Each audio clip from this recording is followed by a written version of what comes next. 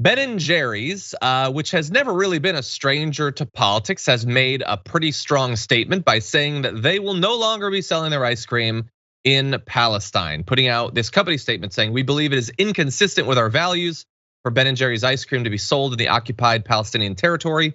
We also hear and recognize the concerns shared with us by our fans and trusted partners."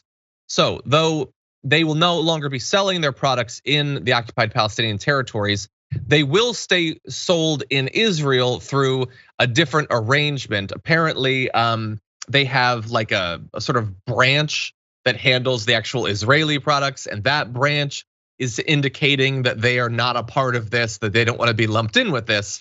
So what's the this that they don't want to be lumped in with? Well, it's quite a few attacks coming now at Ben & Jerry's over this position from, for instance, the Prime Minister of Israel, Naftali Bennett, who said there are many ice cream brands, but only one Jewish state. Ben & Jerry's has decided to brand itself as the anti-Israel ice cream.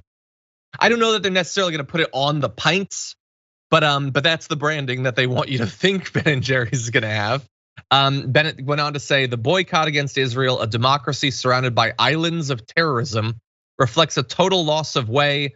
The boycott does not work and will not work, and we will fight it with full force."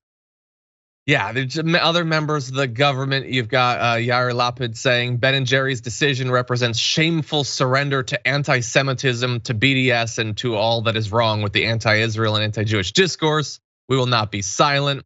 And even Benjamin Netanyahu decided to weigh in saying, now we Israelis know which ice cream not to buy. Though again, it will still be sold in Israel. But yeah, as a friend of the show, Jordan Yule pointed out, never have we had anti-Semitism as cruel as refusing to distribute Chubby Hubby. But David, what do you think about this?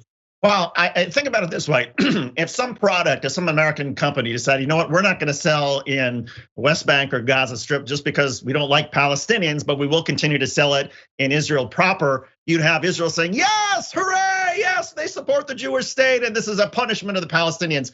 But somehow, because this is a political move by Ben & Jerry's to say we don't like the fact that the Gaza Strip is an open air prison, we don't like the fact that Palestinians in the West Bank are treated as second-class citizens, therefore we're not gonna allow our product to be sold there. Somehow that is seen as somehow anti-Israel. No, I think it's actually pro-Israel that you have Ben & Jerry's that is saying to the Israeli government, we are owned by Jewish people who own Ben & Jerry's, and we don't like what your policy is. To me, that strengthens Israel, it doesn't weaken it.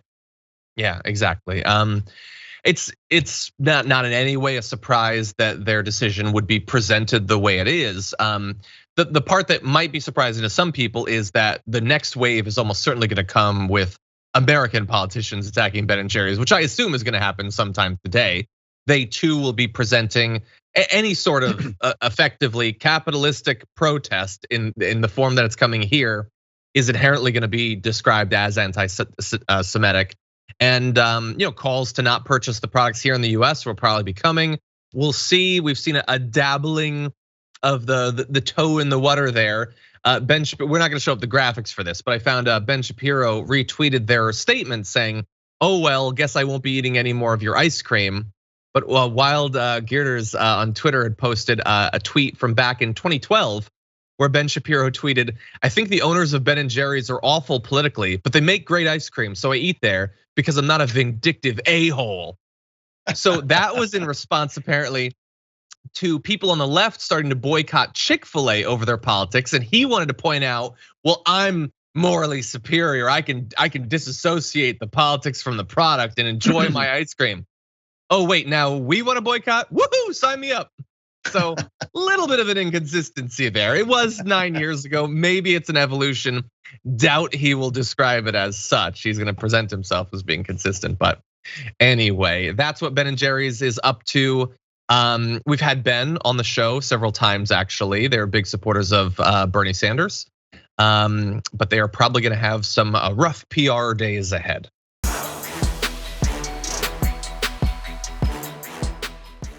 Check out the Damage Report podcast each day, wherever you get your podcasts, whether Pocket Casts or Stitcher or iTunes. You can join me as I give you the news and stories you want, with a range of co-hosts and interview guests jumping in on the fun each day. Again, that's the Damage Report, wherever you get your podcasts. And if you get them at iTunes, don't forget to rate and review. Sometimes I'll read them live on the show.